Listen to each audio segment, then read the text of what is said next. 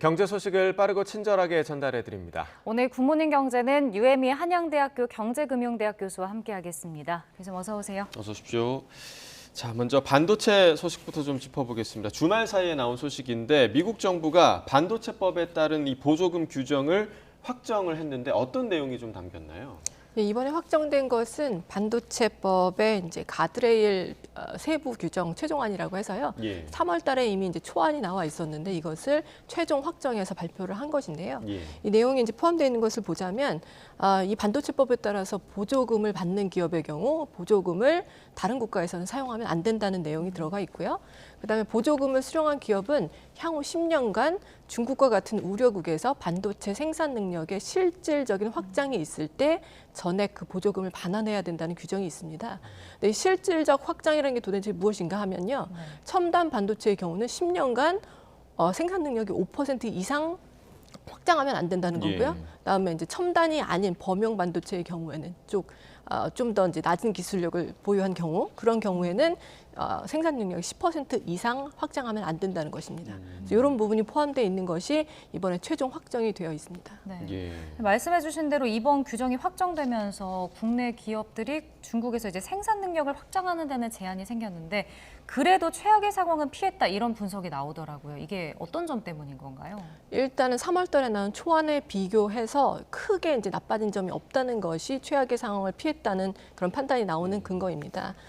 그리고 약간의 이제 개선된 점도 있는데요. 이를테면 생산 능력을 측정을 할 때 원래는 월 단위로 하겠다라고 했었는데 이걸 이제 연 단위로 하겠다는 것으로 바꿨거든요. 근데 월 단위로 하게 되면 사실 계절적인 요인 때문에 생산 능력이 더 높아질 때도 있고 낮아질 때도 있는데 이 월 단위로 이제 계속해서 변동하는 그 기준을 바탕으로 해서 생산 능력을 측정하면 좀 더 불리하게 작용할 수도 있는데 연 단위로 이제 평균적인 그런 수치를 가지고 판단을 하게 되니까 조금 더 이제 나은 점이 있고요. 그다음에 상무부하고 협의를 했을 경우에는 이미 구축적인 설비에 대해서는 약간 이제 제한을 완화할 수도 있는 그런 부분을 인정받았다는 점이 조금 개선이라고 볼 수는 있겠습니다. 그러니까 말 그대로 최악의 상황을 피한 거지 뭐 국내 업체로서는 여전히 힘든 상황인 건 좀 변함이 없는 사실인 것 같고요. 그리고 이제 타이완 TSMC가 그 압도적인 파운드리 시장 같은 경우는 지금 경쟁이 굉장히 격화되고 있다 이런 소식이 좀 들리고 있는데 일단은 파운드리라는 게 어떤 건지 좀 자세하게 좀 설명을 좀 해주시죠. 파운드리라고 하는 것은 쉽게 얘기하면 위탁 생산이라고 보시면 되는데요.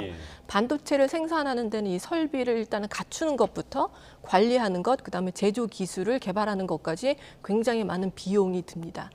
따라서 이 반도체를 설계하는 데 굉장히 뛰어난 기술력을 갖추고 있다고 하더라도 반드시 생산 설비를 갖추고 있지 않을 수가 있거든요.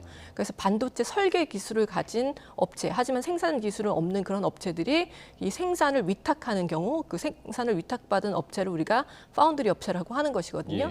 그래서 삼성전자가 이런 업체이고 그다음에 이제 사실은 파운드리 업계에서 세계 1위 업체는 대만의 TSMC입니다. 그래서 이 이제 파운드리 업체가 이렇게 이제 여러 개가 있는데 이제 대만의 TSMC가 1위고 이제 삼성전자가 2위인데요. 최근에 조금 이제 우려스러운 만한 일이 이제 벌어진 것이 인텔 아마 많은 분들이 아실 텐데요. 인텔이 한때는 PC에 들어간 중앙 처리 장치에 있어서 굉장히 독보적인 기술력을 갖춘 그래서 반도체 선두 업체였는데 이 업체가 사실은 뭐 좀 약간 방향을 잘못 잡아서 최근에 이제 파운드리 업계에서는 사실은 명함을 내밀고 있지 못하고 있었는데요. 이 인텔에서 최근에 이제 1.8나노급의 이 반도체 시제품을 공개를 했습니다.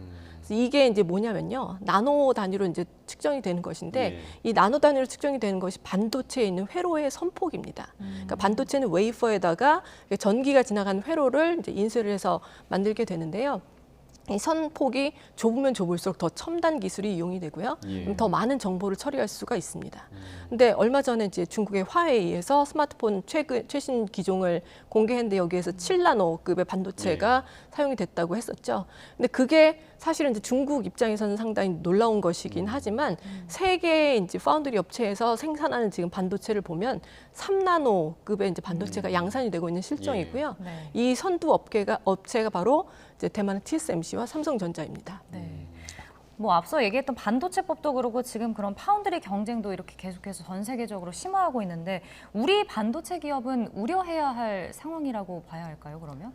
예, 어느 정도 이제 우려는 되는데요. 이유는 이제 3나노 그 급의 반도체에서는 사실은 이제 삼성전자와 TSMC가 독보적이긴 한데요. 문제는 이제 인텔이 1.8나노급의 반도체 시제품을 생산하겠다고 밝혔죠. 근데 예. 아직 인텔은 3나노급을 양산하지는 못하고 있습니다. 그래서 올해 말부터 양산을 해서 내년에는 1.8나노급으로 가겠다라고 발표를 한 상황인데요.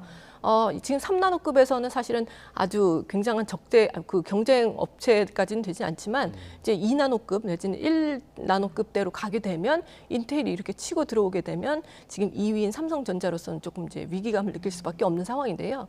왜냐하면 현재 이제 올해 2분기 매출액을 기준으로 해서 TSMC가 이 파운드리 업계에서 매출 기준 한 57% 정도를 차지하고 있고요. 예. 삼성전자는 이제 11%대, 따라서 그 격차가 1, 2위 격차가 상당히 큽니다.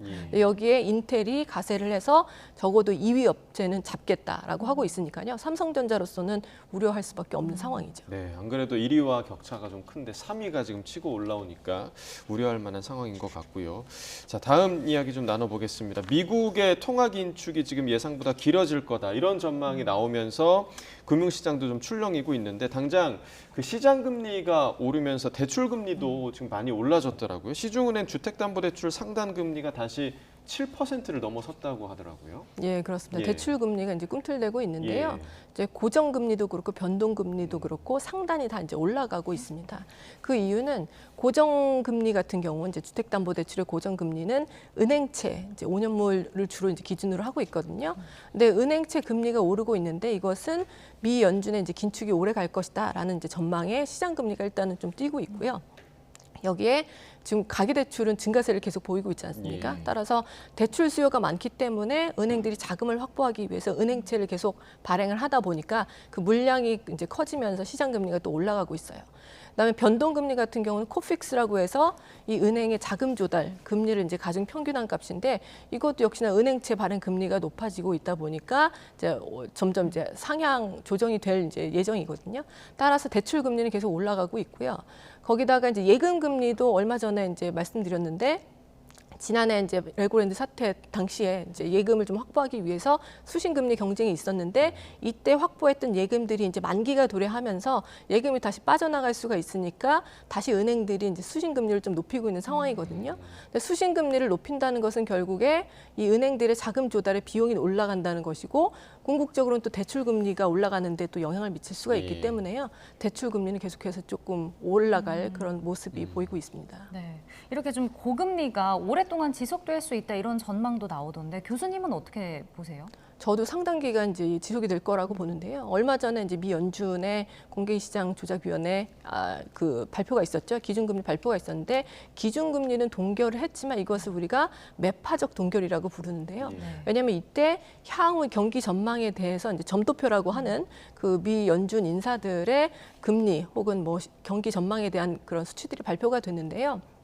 보시면 내년에 기준금리가 원래 이제 6월 달에 발표할 때는 내년 말 정도면 기준금리가 한 4.5% 정도로 내려갈 것이다라는 이제 전망이었는데 이번에는 내년 말에도 5.0% 정도밖에 내려가지 않을 것이다라고 했거든요. 예. 즉 기준금리를 높게 유지하는 기간이 상당 기간 더 길어질 것이라는 그런 발표가 있었다 보니까 아무래도 기준금리는 상당 기간 동안 그렇게 내려가지 않고 좀 높은 수준을 유지할 것이라는 전망이 좀 더 합리적이라고 생각이 듭니다. 예. 자, 아까도 뭐 언급을 잠깐 해주셨지만 이런 그 고금리 상황 속에서도 가계 대출이 우리나라에서는 계속 늘고 있단 말이죠. 왜 이런 현상이 지속된다고 보시나요? 사실은 이제 그 가계 대출이 늘어나는데 뭐 여러 가지 이유가 예. 있을 수 있겠지만 최근에 가계 대출이 늘어나는 것은 주택담보대출이 견인하는 측면이 굉장히 크거든요. 예. 근데 금리가 상당히 높은 수준을 유지하고 있으니까 가계 대출은 줄어들어야 될 것 같은데 이제 늘어나는 이유는 아무래도 주택 시장이 좀 살아나는 것과 관련이 있을 텐데요. 특히나 이제 주택 시장에서 최근에 공급이 좀 줄어들 것이다라는 신호가 많이 나오고 있습니다. 그래서 지난번에도 착공 실적이나 아니면 인허가 실적이 올해 상반기에 상당히 작년 대비해서 줄어들었고 이게 향후 몇 년 안에 주택 공급이 크게 줄어들 것이다라는 그런 신호로 받아들여진다고 말씀을 드렸는데요. 뭐 이런 거에다가 앞으로 이제 지금도 현재 인건비라든지 아니면은 건설 자재값이 상당히 오르고 있지 않습니까? 그러니까 이런 것들 때문에 향후에 집을 사기는 더 어려워지겠다, 아니면 집값이 더 오르겠다라는 전망이 확산이 되고 있다 보니까 사람들이 이제 가계대출을 조금 더 받아서라도 지금 집을 장만해야 되겠다는 그런 수요 혹은 그런 의지들이 좀 충만하면서 가계대출이 늘어나고 있다고 생각이 됩니다. 네. 자, 이번 주 경제 일정도 좀 살펴보겠습니다. 우리나라는 이번 주 이제 추석 연휴가 시작되는데 이 연휴 기간에 미국에서 8월 개인 소비 지출 PCE 지표가 발표된다고 합니다. 이게 어떤 지표인 건가요? 이 개인 소비 지출 물가 지수라고 하는 것인데요. 우리가 흔히 아는 물가 지표는 소비자 물가 지수 상승률이잖아요. 근데 이거하고 이제 비교를 할 수가 있는데요. 소비자 물가 지수 상승률은 사실은 좀 고정되어 있는 상품이나 서비스를 바탕으로 해서 이것을 구매하는데 얼마만큼 비용이 드는지, 그것이 어떻게 변화하는지를 바탕으로 해서 물가 지수를 산출을 하는 것인데요. 개인 소비 지출 물가 지수는 그 개인들이 소비하는 모든 재화와 서비스를 바탕으로 해서 이제 산출을 하는 것이거든요. 근데 만약에 뭐 어떤 물건이 소고기가 만약에 돼지고기보다 많이 비싸진다. 그럼 사람들이 소고기 소비를 줄이고 돼지고기 소비를 늘리겠죠.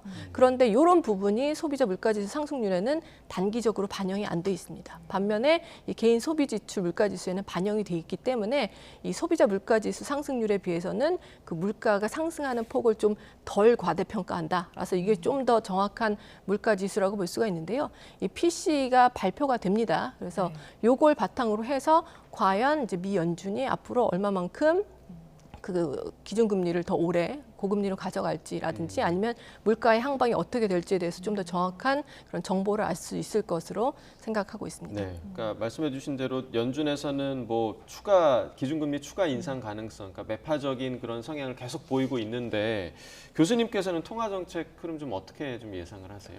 저는 이번에 이제 추가금리 인상의 가능성을 얘기를 하긴 했지만 추가금리 인상의 가능성이 그렇게 높지는 않다고 보고 있고요. 예. 왜냐하면 물가가 하락을 하고 있긴 하거든요. 근데 그 속도가 느리다는 것인지 문제긴 한데 앞으로 11월까지는 시간이 조금 있는 만큼 그때까지 이제 가장 중요한 고용시장 상황이 예. 어떻게 되는지, 그다음에 물가의 흐름이 어떻게 되는지를 보면서 이제 판단을 해본다면 추가금리 인상이 없다고 하더라도 고금리가 지속되는 기간은 일단은 길어질 것이기 때문에 앞으로 기준금리는 그런 식으로 운영이 될 것으로 생각이 됩니다. 아, 예. 그래도 고금리는 일정 계속될 기간 것이다. 지속될 것이다. 예. 라고 전망을 해주셨습니다. 알겠습니다. 굿모닝 경제 여기까지 듣겠습니다. 유혜미 교수와 경제 이야기 나눠봤습니다. 고맙습니다. 고맙습니다.